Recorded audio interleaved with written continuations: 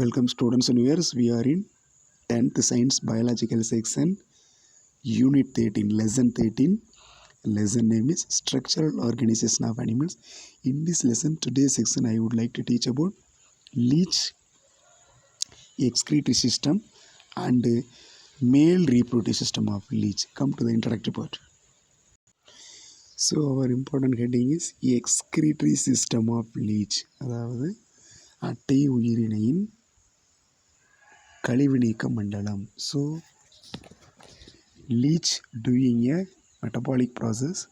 So after the metabolism, some kind of waste formed inside the body of leech. So those is immediately eliminated from the body. So those processes successfully carried out by excretory system. அதாவது அட்டை உயிரினத்தினுடைய உடம்புல வளர்ச்சிதை மாற்ற நிகழ்ச்சிகள் நடைபெறுகிறது.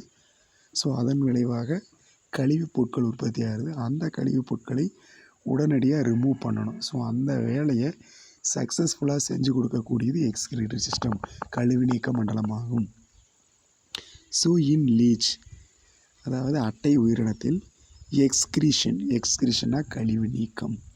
The process of separation and elimination of waste material from the body is called excretion. கழிவு நீக்கம் என்பது அவ்வுயிரின் உடலிலிருந்து கழிவுகளை பிரித்தெடுத்தல் மற்றும் அந்த கழிவுகளை வெளியேற்றுதல் நிகழ்ச்சி கழிவு நீக்கம், எக்ஸ்கிரீஷன் என்கிறோம்.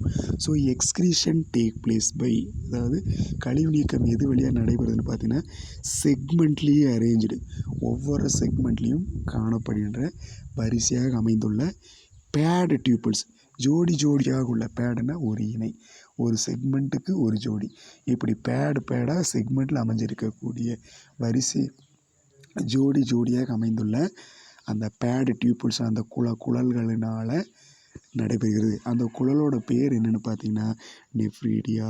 What is the term name? Nephridia அப்படிங்கிறது ஒரு டியூபியூல்ஸ். ஓகே, அந்த டியூபியூல்ஸ் எவ்வளோ இருக்குதுன்னு பார்த்தீங்கன்னா பேடாக இருக்குது. ஒரு செக்மெண்ட்டுக்கு ஒரு பேர். இப்படி மேக்ஸிமம் எத்தனை செக்மெண்ட் இருக்குது அந்த செக்மெண்ட்டுக்கு ஒரு பேராக. ஸோ எல்லா செக்மெண்ட்லேயும் மேக்ஸிமம் செக்மெண்ட்டில்.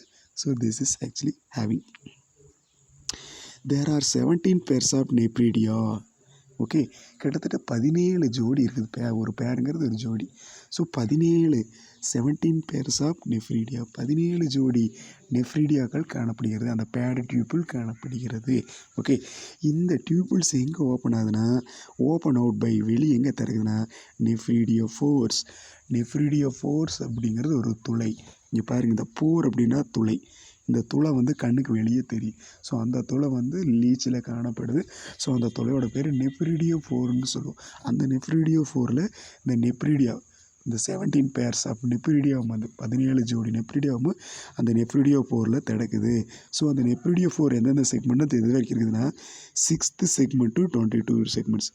6வது செக்மெண்ட்டில் தொடங்குச்சுன்னா so this nephridiophores found in onwards 6th segment. 6வது செக்மெண்ட்டில் தொடங்கி அப்படியே கண்டினியூவாக 6, 7, 8, 9, 10, 11, 12 அப்படின்னு சொல்லிட்டு 22 செக்மெண்ட் வரைக்கும், 22வது செக்மெண்ட் வரைக்கும். ஸோ இந்த nephridiophore actually found. Okay, so கிட்டத்தட்ட 6th செக்மெண்ட்டில் தொடங்கி 22 செக்மெண்ட் வரைக்கும். ஸோ அந்த nephridiophore actually present. Okay, so nephridia open to the nephridiophore. Okay, so that's all about excretory system of leech. Okay, next, our next important heading is reproductive system of leech. அதாவது அட்டை உயிரினத்தின் இனப்பெருக்க மண்டலம். Okay, so leech also doing reproduction for survival of the young ones. leech என்ன பண்ணுதுன்னா தன்னுடைய இனம் நிலைத்திருப்பதற்காக reproduction, இனப்பெருக்கம் செய்கிறது. Okay, leech is hermaphrodite because both male female reproductive organs are present in same animal. அதாவது மோனேசியஸ்ன்னு கூட சொல்லலாம். Leech is a monoecious. லீச் என்பது ஒரு இருபால் உயிரி, சரிங்களா, மோனேசியஸ்ன்னு சொல்லுவோம். ஏன்னா அது ஹெர்மாப்ரோடைட். இந்த ஹெர்மாப்ரோடைட் எப்படின்னா மேல் ரீப்ரொடக்டிவ் ஆர்கன், ஆண் இனப்பெருக்க மண்டலமும் ஃபீமேல் ரீப்ரொடக்டிவ் ஆர்கன்னா பெண் இனப்பெருக்க மண்டலம். இந்த 2 அம்சங்களுமே ஒரே சிங்கிள் உயிரில் ஒரே உயிரினத்தில் இருந்தால் அதை ஹெர்மாப்ரோடைட்னு சொல்லலாம். அல்லது மோனேசேஷன்னு சொல்லலாம். So leech is a hermaphrodite animal. சரிங்களா, இது ஒரு என்ன சொல்லுவா, இருபால் உயிரி என்று நீங்கள் அழைக்கலாம். சரிங்களா, 2 பால் உறுப்புகளும், ஆண்பால் உறுப்பு பெண்பால் உறுப்பு, மேல் ரீப்ரொடக்டிவ் சிஸ்டம் ஃபீமேல் ரெண்டுமே ஒரே உயிரில் இருக்குது. So it is called as what, hermaphrodite animal. So because both male and female reproductive இனப்பெருக்க உறுப்புகள், ஆண் இனப்பெருக்க உறுப்பு பெண் இனப்பெருக்க உறுப்பு ரெண்டுமே ஆர் ப்ரெசன்ட் காணப்படுது. எப்படி காணப்படுது, சேம் அனிமல், ஒரே இண்டிவிஜுவல் இருக்குது. சரிங்களா, சேம் ஒரே அனிமல் இருக்குது. ஸோ இது வித்தியாசமாக இருக்குல்ல, பார்த்தீங்களா, கடவுள் படைப்பில் இந்த மாதிரி படைப்பு கூட இருக்குது. ஒரே ஒரு இடத்துல 2 ரீப்ரொடக்டிவ் ஆர்கன் இருக்கும். ஆனால் ஹியூமன்ஸ்லாம் அப்படி இல்லை, ஹையர் அனிமல்ஸ் இப்படி இருக்காது. மேல் ஆர்கானிசம் தனியாக இருக்குது, ஃபீமேல் ஆர்கானிசம் தனியாக இருக்குது. ஆனால் இந்த லீச்சில் மட்டும் இது ஒரு வித்தியாசமான பண்பு. சரிங்களா, லீச் மட்டும் இல்லை, ஹெர்மாப்ரோடைட் வந்து எர்த்வம் கூட சொல்லலாம், மண்புழு கூட அதுவும் ஹெர்மாப்ரோடைட் தான். சரிங்களா, நெக்ஸ்ட் இம்பார்ட்டன்ட் ஹெட்டிங் இஸ் மேல் ரீப்ரொடக்டிவ் சிஸ்டம், ஆண் இனப்பெருக்க மண்டலம்.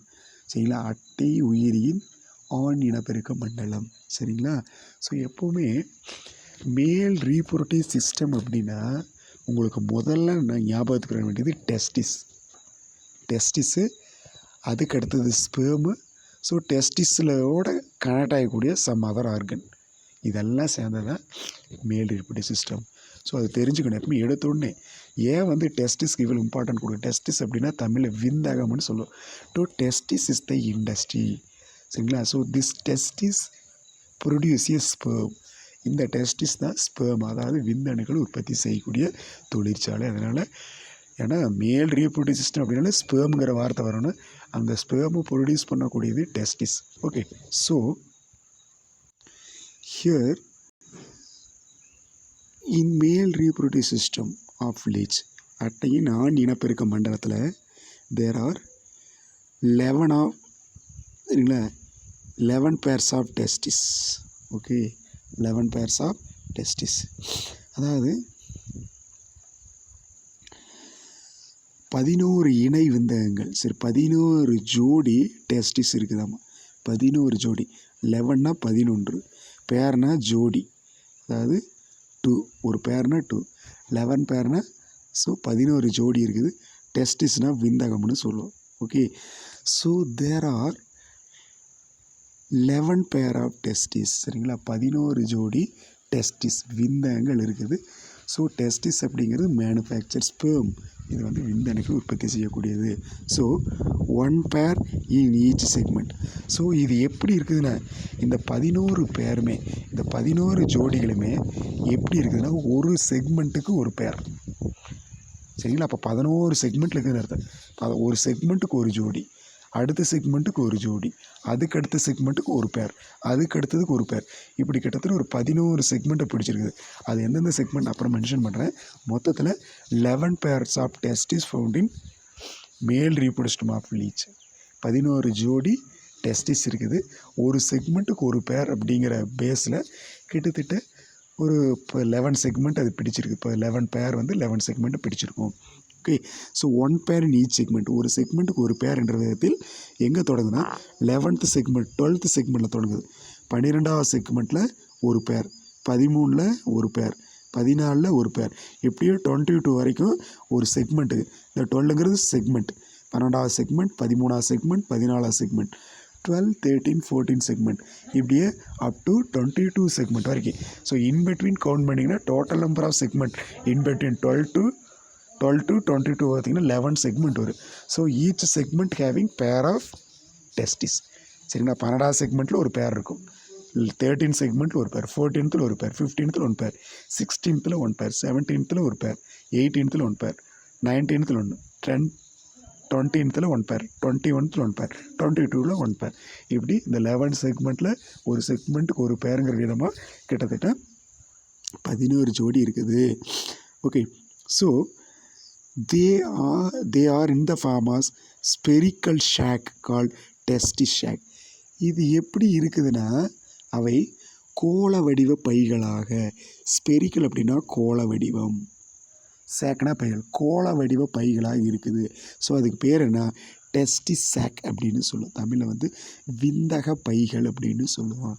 Okay, they are in the form of, அந்த டெஸ்டிஸ் இருக்கு இல்லைங்களா, டெஸ்டிஸ் என்ன நிலையில் இருக்குது, எப்படி இருக்குதுன்னு பார்த்தீங்கன்னா, the testis in the form of எந்த மாதிரி இருக்குது, ஸ்பெரிக்கல் சேக். ஸ்பெரிக்கல் சேக் அப்படின்னா கோள வடிவ பைகள் போன்று காணப்படுகிறது. அந்த ஸ்பெரிக்கல் சேக்குக்கு இன்னொரு பேர் தான் டெஸ்டிஸ் சேக், டெஸ்டஸ் சேக்குன்னு சொல்லுவோம். டெஸ்டஸ் சேக்குன்னா விந்தக பைகள் என அழைக்கலாம். ஓகே, ஃப்ரம் ஈச் டெஸ்டிஸ், ஒவ்வொரு டெஸ்டிஸ்லேருந்து ஷார்ட் டக்ட்.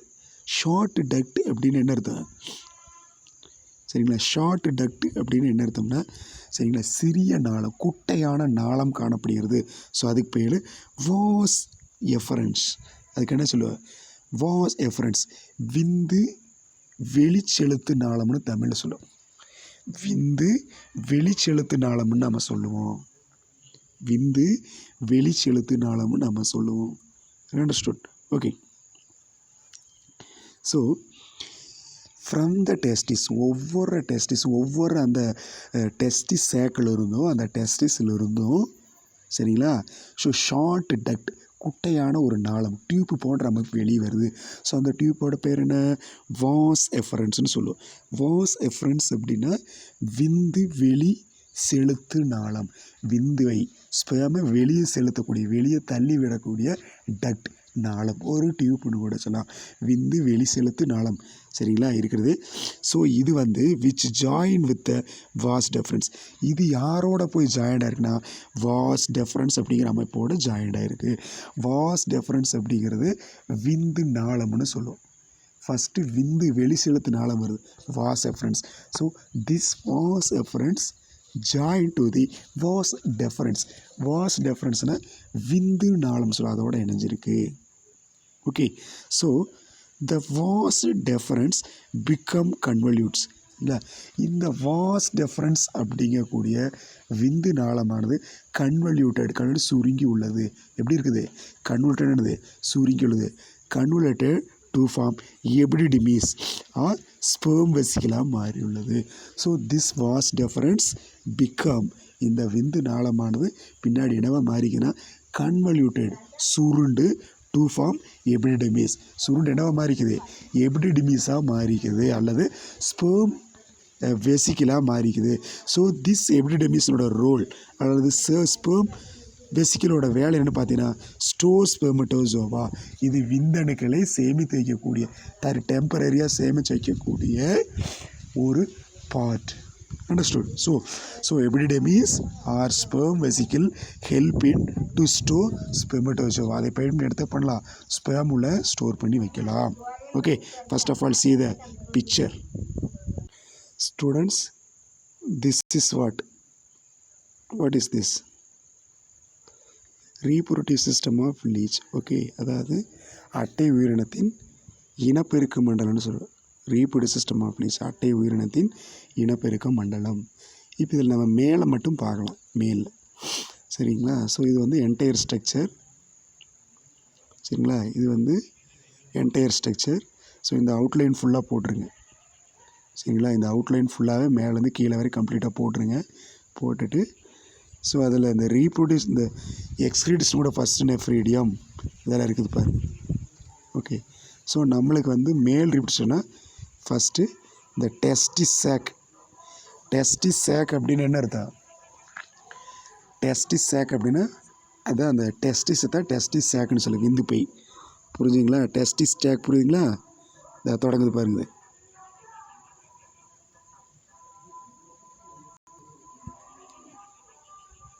டெஸ்டிஸ் சேக், இது ஒரு டெஸ்டிஸ் சேக் புரியுதுங்களா. ஸோ அது நம்மளுக்கு தெரியணும். இந்த பிக்சர் புரிஞ்சுங்களா.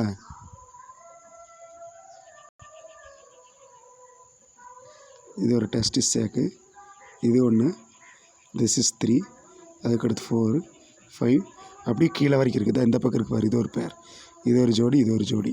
அதாவது இப்படி பார்த்தீங்கன்னா நல்லா ஜூம் பண்ணின்னு இந்த மாதிரி இருக்குது பார்த்தீங்கன்னா, அது ஜூம் பண்ணிக்கு பார்த்தீங்களா, அதாவது மஷ்ரூமாக இருக்குது பாருது, இதுதான் டெஸ்டிஸ்.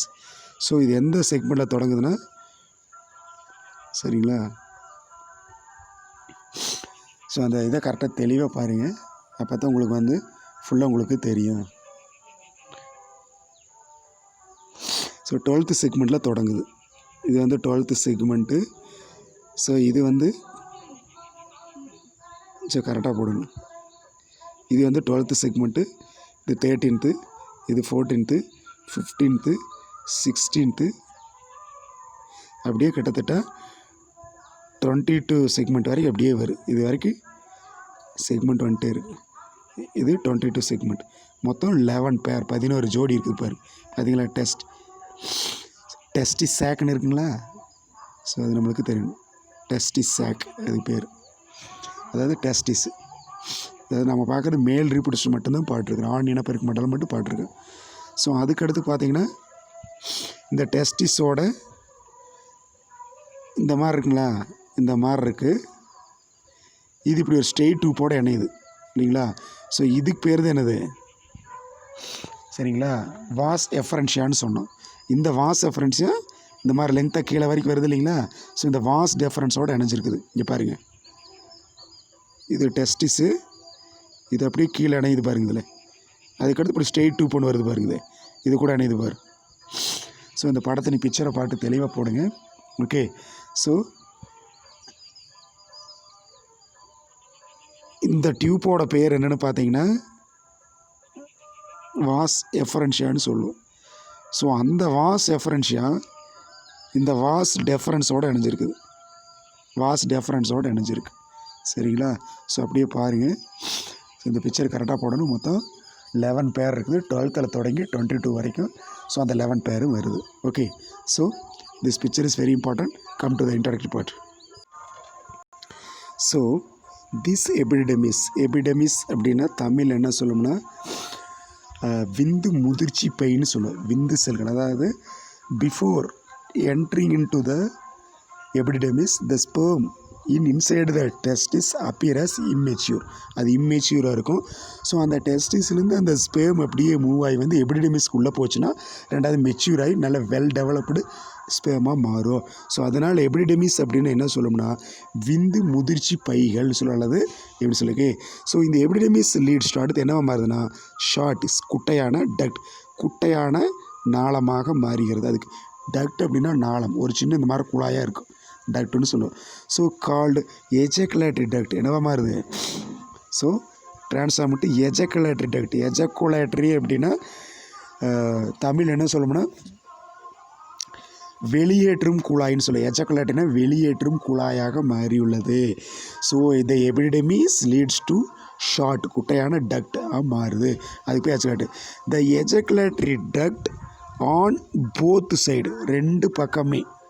ஓகே. எஜக்குலேட்டரி டக்ட், அந்த எஜக்குலேட்டரி டக்ட் அப்படிங்கிற வெளியேற்று குழாய் வந்து ரெண்டு பக்கமே போத் சைடுமே இணையுது. இணைஞ்சு என்னவாக மாறுதுன்னா ஜெனிட்டல் ஏட்ரியமாக மாறுது, இனப்பெருக்க அறையாக மாறுகிறது. ஜெனிட்டல் ஏட்ரியம் அப்படின்னா இனப்பெருக்க அறையாக மாறுகிறது. So this atrium consist of, இந்த ஏட்ரியத்தில் 2 ரீஜன், 2 ரீஜன் இருக்குது. Okay. The coiled prostate gland and penial sac அப்படிங்கிற 2 ரீஜன் இருக்குது. So the atrium consist of 2 region. அந்த ஏட்ரியம் அப்படிங்கிற இனப்பெருக்க அறையில் 2 பகுதிகள் இருக்குது. ஒன்று ப்ராஸ்டேட் கிளாண்டு, ரெண்டாவது பீனியல் சேக். இந்த ப்ராஸ்டேட் அதாவது அப்படிங்கிறது சுருண்ட ப்ராஸ்டேட் சுரப்பியும் ஆண்குறி, பீனியல் சேக்னா ஆண்குறியை கொண்ட பீனியல் பை, அதாவது மேல் ரீப்ரொடக்டிவ் ஆர்கனை கொண்ட பீனியல் பை. பீனியல் அப்படின்னால ஆண் இனப்பெருக்க மண்டலத்தில் கூடிய அந்த உறுப்பை சுட்டி காட்டுற வார்த்தை. ஓகே. ஸோ ப்ராஸ்டேட் கிளாண்டுங்கிறது காயில்டாக இருக்குது. சுருண்ட ப்ராஸ்டேட் கிளாண்டையும் பீனியல் சேக் சரிங்களா ஆண் குறியை கொண்ட பீனியல் பையும் கொண்டுள்ளது. ஸோ அது இந்த பீனியல் பை அப்படிங்கிற எதை சுட்டி காட்டுதுன்னா கன்சிஸ்டிங் ஆஃப் பீனியஸ். ஸோ அந்த பீனியல் அப்படின்னாலே பீனிஸ் அப்படிங்கிற வார்த்தை வரணும். பீனியஸ் அப்படின்னு என்ன அர்த்தம்னா ஆண் இனப்பெருக்க உறுப்பு, the main part. Okay. That open through the மேல் ஜெனிட்டல் போர், அது ஆண் இனப்பெருக்க துளையில் திறக்கிறது. ஸோ பீனியஸ் அப்படிங்கிற ஆண் இனப்பெருக்க உறுப்பு, ஆண் இனப்பெருக்க அந்த அமைப்பானது எங்கே ஓப்பன் ஆகுது இன்டு தி மேல் ஜெனிட்டல் போர். போர்னு வந்தால் துளை, ஜெனிட்டல் அப்படின்னா இனப்பெருக்க, யார் இருக்கிற ஆண் இனப்பெருக்க துளையில் இந்த பீனிஸ் வந்து திறக்குது. அண்டர்ஸ்டுட். ஸோ அப்போ என்ன நடக்குது? ஜெனிட்டல் ஏட்ரியத்தில் ஜெனிட்டல் ஏட்ரியம் அப்படின்னு அர்த்தம். ஜெனிட்டல் ஏட்ரியம்னா இனப்பெருக்க துளைன்னு சொல்லுவோம், இனப்பெருக்க அறை. அந்த இனப்பெருக்க அறையில் ப்ராஸ்டேட் கிளாண்ட் இருக்குது, பீனியல் சேக் இருக்குது. இந்த பீனியல் சேக்குங்கிறது கன்சிஸ்டிங் ஆஃப் பீனியஸ். இந்த பீனியஸ் எங்கே ஓப்பன் ஆகுது? மேல் ஜெனிட்டல் போரில் திறக்குது. ஸோ இப்போ அண்டர்ஸ்டாண்ட் பண்ணிட்டீங்களா? ஸோ அது நம்மளுக்கு தெளிவாக தெரியணும். ஸோ இதில் இந்த வாஸ் டிஃப்ரென்ஸ் எல்லாம் கொடுத்துருக்கு பார்த்தீங்களா? கொஞ்சம் இப்போ டயக்ராம் தெளிவாக பாருங்கள். So today part is over. Thank you. Keep watching. Definitely you should have the diagram. Thank you.